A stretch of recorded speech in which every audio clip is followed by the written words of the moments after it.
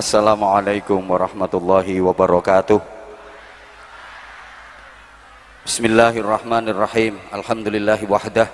Wassalatu wassalamu ala man fihi uswatun hasanah.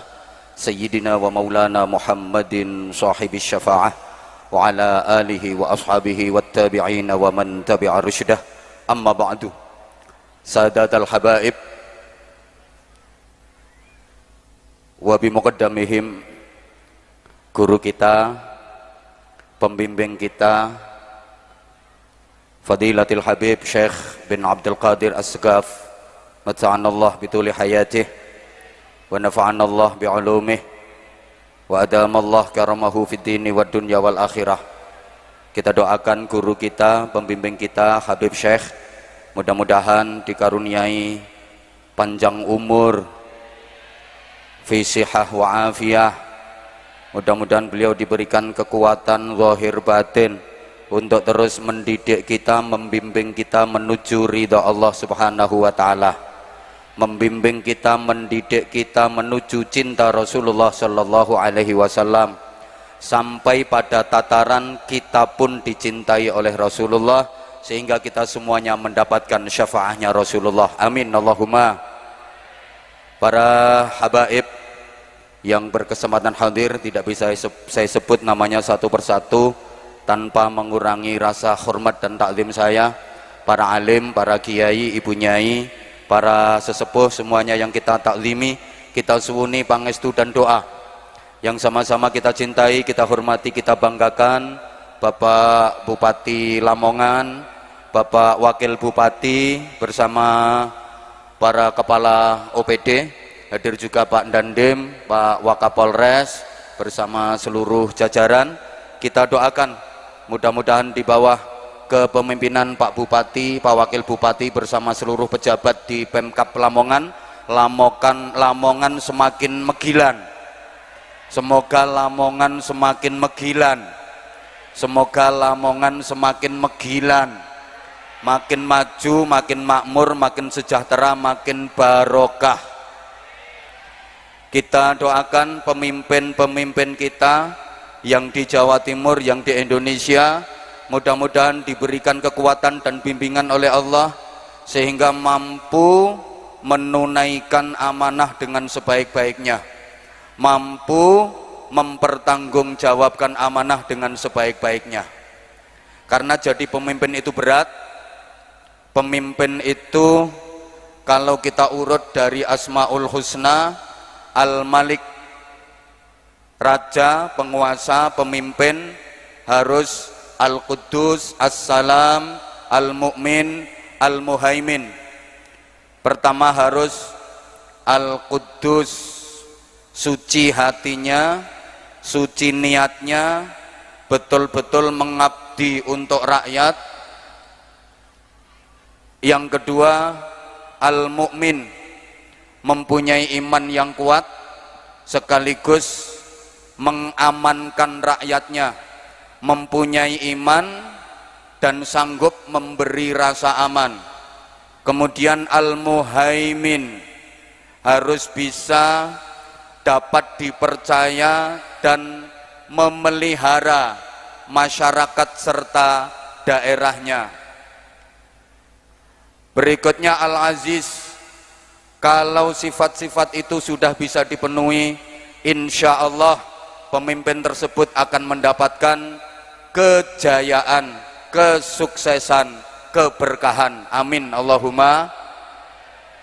Pun pula kita doakan mudah-mudahan para pemimpin mampu mewarisi sifat-sifat para rasul. Pemimpin yang baik harus bisa mewarisi sifatnya para rasul. Sidik, amanah, tablek, fatonah. Sidik artinya jujur, amanah, dapat dipercaya, tablek, aspiratif dan transparan, fatonah, cerdas. Sifat-sifat ini sekarang sudah mulai langka. Mohon maaf, banyak pemimpin yang kehilangan 4 sifat ini. Sidik katanya minggat, nggak balik-balik, sehingga para pemimpin sudah kehilangan sidik. Lah amanah itu pacarnya sidik, katut sidik minggat sisan, sehingga amanah juga sudah mulai hilang dari para pemimpin. Tablek udah banyak dipakai di mana-mana, tablek akbar, tablek akbar, tablek akbar. Pemimpin kehilangan tablek, tinggal fatonah jadi TKW nggak pulang-pulang.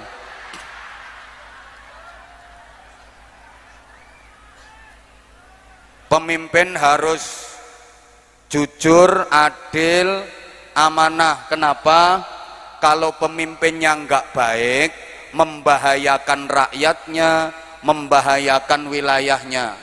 Apalagi kalau kita mau mencerna salah satu ayat Al-Quran, wa idza aradna an nuhlika qaryatan amarna mutrafiha fafasaqu fiha fahaqqa 'alaihal qawlu fadammarnaha tadmira.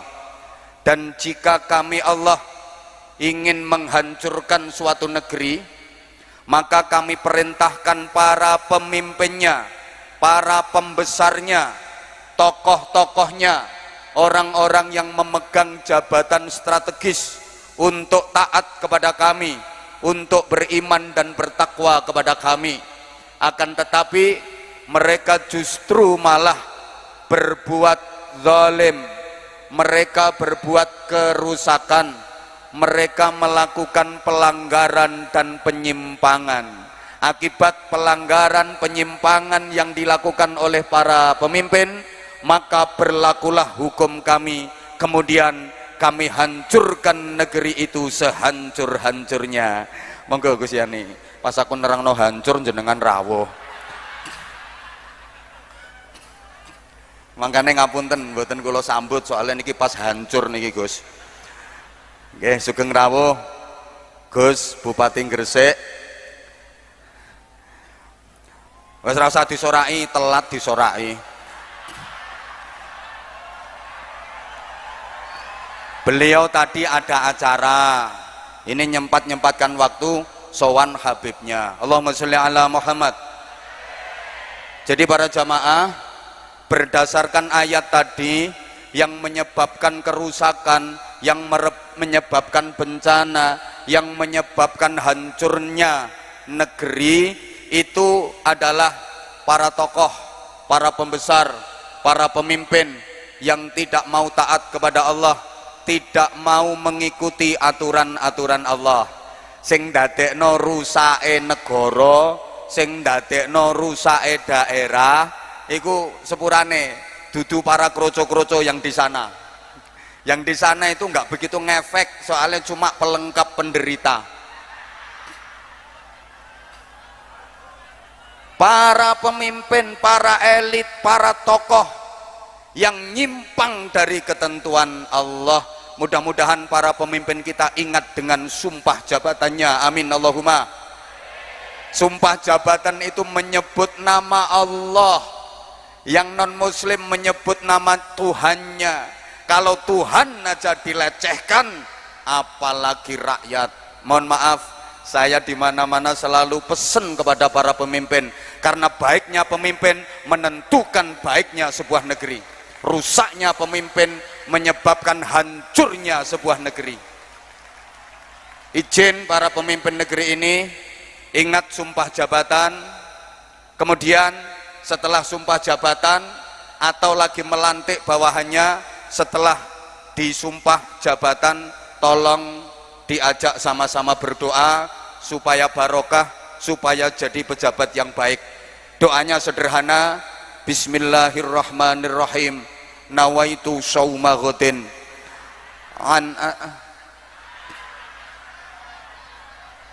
lah iya, itu doa puasa. Siap jadi pejabat, siap jadi pemimpin, harus siap puasa, harus siap tirakat. Namanya orang puasa, boleh makan sate, boleh makan kare, boleh makan gulai, boleh minum es teh, boleh minum es teler, es degan, es dawet, tapi nanti setelah maghrib. Pemimpin boleh mendapatkan gaji yang besar, tunjangan yang memadai, fasilitas yang mewah, tapi nanti setelah ekonomi rakyat terangkat, setelah rakyat sejahtera. Yang saya hormati para tamu undangan semuanya, ibu-ibu yang cantik-cantik,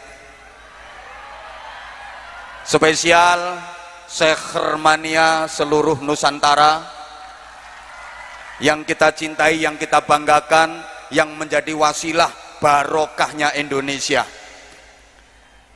Oh, khusus lagi para penerbang-penerbang, ini penting tapi jarang disebut. Penerbang-penerbang ini yang menjadikan majelis kita makin indah dengan nada dan iramanya, yang menjadikan majelis kita makin khusyuk, makin syahdu. Ini jasanya para penerbang yang jarang disebut. Anda jadi penerbang saat ini, insya Allah kelak Anda akan menjadi pilot-pilot yang menuju bandara akhirat. Di sana sudah disambut Nabi Muhammad sallallahu alaihi wasallam. Sekarang Anda jadi penerbang, insya Allah kelak Andalah pilot-pilot itu yang membawa jamaah sekian banyaknya. Malam ini kita bersolawat, berzikir, berdoa. Mudah-mudahan Lamongan, mudah-mudahan Jawa Timur, mudah-mudahan Indonesia aman, selamat, damai, makmur, sejahtera. Mudah-mudahan barokah semuanya. Terlebih tadi guru kita Habib Syekh sudah dawuh, di tengah keprihatinan bangsa Indonesia yang akhir-akhir ini banyak diuji oleh Allah dengan berbagai bencana dan musibah, mulai gempa di Cianjur, kemudian di Garut, berikutnya di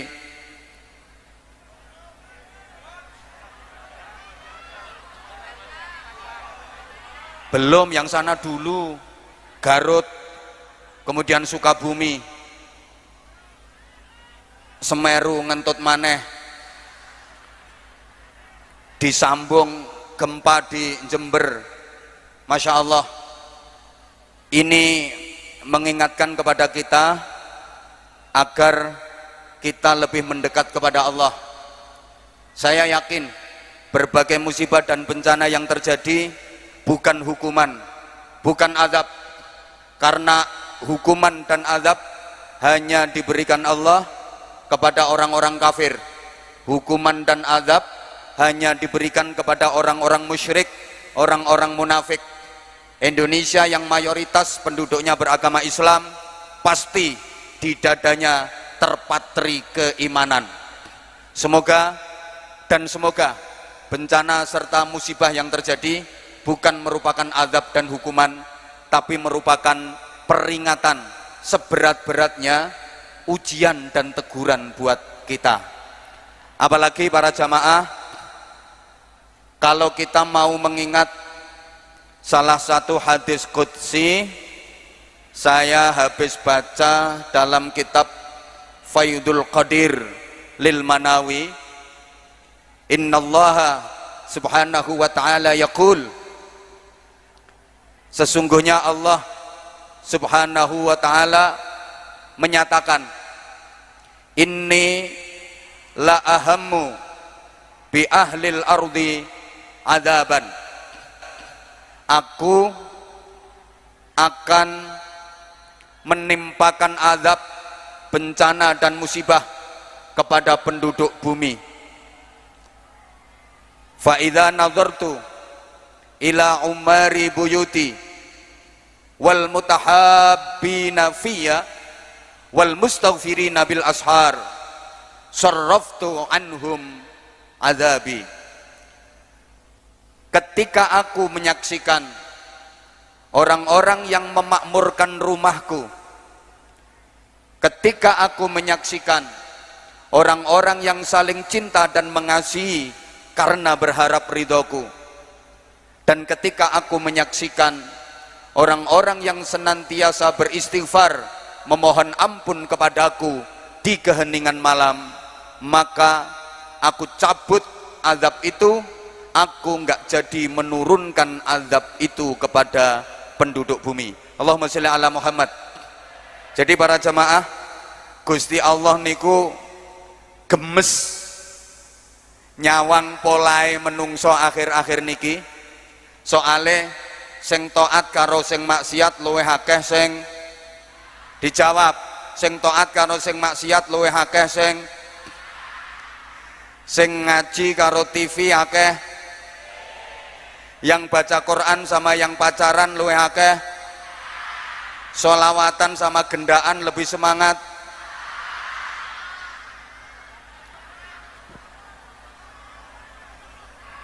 Yang zikir sama yang kentir lebih banyak yang disuruh jadi qori malah jadi korak, disuruh terpelajar malah kurang ajar, disuruh beradab malah biadab. Allah gemes, maka Allah akan menimpakan azab, Allah akan menimpakan bencana, musibah dan malapetaka. Tapi tidak sida, gak sido gitu. Azab itu ditarik kembali sama Allah karena Allah melihat 3 golongan manusia yang sangat dimuliakan oleh Allah. Karena ada 3 golongan manusia ini, Allah nggak jadi menurunkan azab kepada penduduk bumi. Jadi para jamaah, dunia ini ono tumbale. Selama ada tumbal telung perkara iki, gak bakal terjadi bencana, gak akan terjadi musibah. Nah, tumbalen donya iki dudu akik, dudu keris, dudu sabuk, dudu kol buntet. Tumbalen donya telung perkara. 1, umari buyuti, orang-orang yang memakmurkan rumah-rumahku, memakmurkan masjid untuk beribadah, untuk berzikir, memakmurkan tempat-tempat ibadah, memakmurkan majelis-majelis zikir, memakmurkan majelis-majelis ilmu, memakmurkan majelis-majelis sholawat. Insya Allah majelis kita malam ini adalah bagian dari tumbalen donya, bagian dari selamete Indonesia.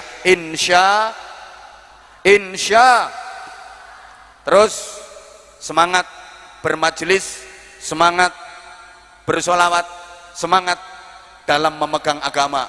Karena akhir-akhir ini banyak masjid, rumah-rumah Allah yang sepi. Ngapunten-ngapunten, akeh wong bangun masjid kegeden, masjidnya kawedi, jamaah titik, akhirnya masjidnya lodok. Padahal apa-apa nek lodok itu gak enak. Enakan sing ngepres-ngepres, nggih napa nggih? Ayo bapak mas, sampean nggih kopluk, nggih kopiah, lodok, enak napa mboten? Gak enak, enak sing ngepres. Ibu-ibu nganggo BH lodok brosot. Masjid itu ya enak sing ngepres-ngepres. Makanya tolong takmir timbangannya jamaah mek sak baris rong baris, gawe masjid gak usah gede-gede, entek-enteki biaya, gaweyen dawa jelantir nak wis. Kita prihatin, banyak orang yang sudah tidak teguh dalam memegang agama. Ini cocok dengan prediksi Rasulullah. Di zaman akhir memegang agama sangat berat. Di zaman akhir memegang agama ibarat memegang bara api, dipegang terus tangan terbakar, bahasa Inggrisnya the meloncat. Tapi kalau nggak dipegang, agama akan terlepas. Sekarang banyak orang yang beragama hanya di waktu-waktu tertentu, di tempat-tempat tertentu. Di waktu yang lain, di tempat yang lain sudah tidak lagi beragama. Dalam berislam tidak kontinu, tidak istiqomah. Islamnya temporer, hanya pada waktu-waktu tertentu saja, hanya pada tempat-tempat tertentu saja. Di waktu dan tempat yang lain Islam sudah ditinggalkan. Mohon maaf, di majelis ilmu sepertinya Islam, tapi di luar Islamnya hilang. Solawatan ibu-ibu mbak-mbak berukut-berukut pakaiannya rapet sampai nyamuk gak iso melebu. Tapi lagi di mall, maaf, kadang pakaiannya transparan, bahannya terbuat dari plastik, tembus pandang. Kadang kalau lagi rekreasi pakai full press body, melevet ngafret, mentek belenok, bahasa Jepangnya pating pecotot. Itu namanya di majelis taklim Islam tapi di luar Islamnya hilang. Sorry, Di dalam masjid seperti korik tapi keluar jadi korak. Kalau lagi sholat seperti orang paling khusyuk sedunia, takbirin ngeses sampai melungker Allahu Akbar, fasih bacaannya kabir walhamdulillah katsiran subhanallah bikira inwajih mudun teko masjid nyolong sandal. Nah, iki bocahe teko iki nokono kae lho. Ha kae bocahe sing manggo tulisan cah Bojonegoro meng lho.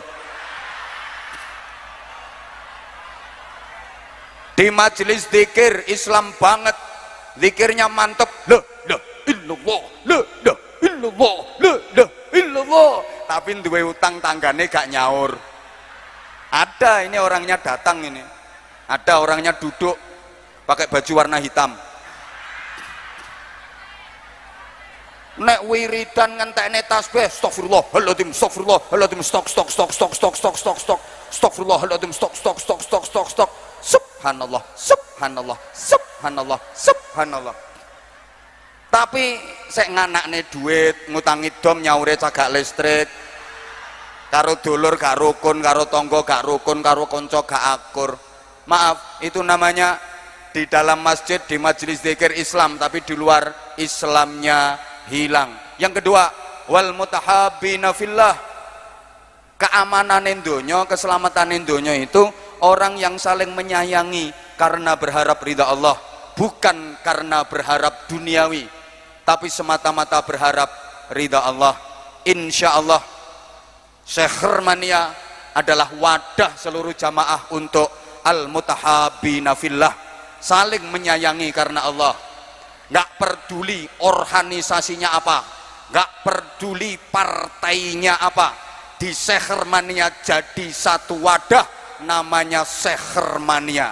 Apapun organisasimu, kalau sudah gabung ke Syekhrmania harus satu komando. Setuju? Harus satu komando. Setuju? Kalau beliau sudah kasih dawuh, kalau beliau sudah kasih instruksi, wajib dilaksanakan oleh semuanya. Sekarang rasa sayang dan rasa cinta mulai lentur dan bahkan mulai luntur dari bangsa ini. Hanya gara-gara perbedaan sedikit, apa maneh cah nom-nom senggol bacok. Halo, ngapunten, permusuhan itu timbul karena adanya perbedaan, persaudaraan terjadi karena adanya persamaan. Kadang sekarang hanya sedikit aja perbedaan terus musuhan. Podo bangsa Indonesia nih gara-gara beda keyakinan musuhan, sama keyakinannya gara-gara beda aliran musuhan, sama alirannya gara-gara beda organisasinya musuhan, sama-sama organisasinya gara-gara beda partainya musuhan, sama-sama partainya gara-gara beda pendapatnya musuhan, sama-sama pendapatnya gara-gara beda pendapatannya musuhan. Makanya sing rukun, jangan memperbesar perbedaan, tapi mari kita rekatkan persamaan. Allahumma sholli ala Muhammad. Yang ketiga, wal mustaghfirina bil ashar. Orang-orang yang selalu beristighfar di waktu sahur, di sepertiga malam yang akhir. Ketika yang lain lelap dalam tidur, mereka beristighfar memohon ampun kepada Allah Subhanahu wa taala. Para jamaah, dunya mbiyen aman, musibah bersahabat, bencana bersahabat, karena orang dulu di keheningan malam banyak yang beristighfar. Wong biyen niku turune sore, karena dulu belum ada listrik, belum ada HP, rata-rata jam 9, jam 10 udah pada tidur. Mulane wong biyen anake akeh-akeh, kan turune sore, dadi suwengi iki mbok iso ping pira ngono, istighfare kenceng. Orang dulu itu tidurnya jam 10, bangunnya jam setengah 3. Kalau orang sekarang kan tidurnya jam setengah 3, bangunnya jam 10. Sehingga subuhnya usolli fardhu subhi rakaataini mustaqbilal qiblati kerinan lillahi ta'ala. Kalau orang dulu malamnya bangun sholat, istighfar, istighfar, istighfar. Sekarang remaja-remaja kita juga, bapak-bapak dan mas-mas, hari-hari ini kalau malam pasti bangun, duduk, khusyuk, tawadhu, istiqomah dan berjamaah, mengharap barokahnya Cristiano Ronaldo, Lionel Messi, Kylian Mbappe, Richarlison radhiyallahu anhum. Sampai apal anak buahku kabeh kok. Sampean lek nonton bal, gawe majelis nonton bal, betah 2 jam, 3 jam, 4 jam, dijak majelis sholawatan, dijak majelis ilmu, harus lebih kuat, harus lebih betah. Oke? Oke? Misalnya ini nanti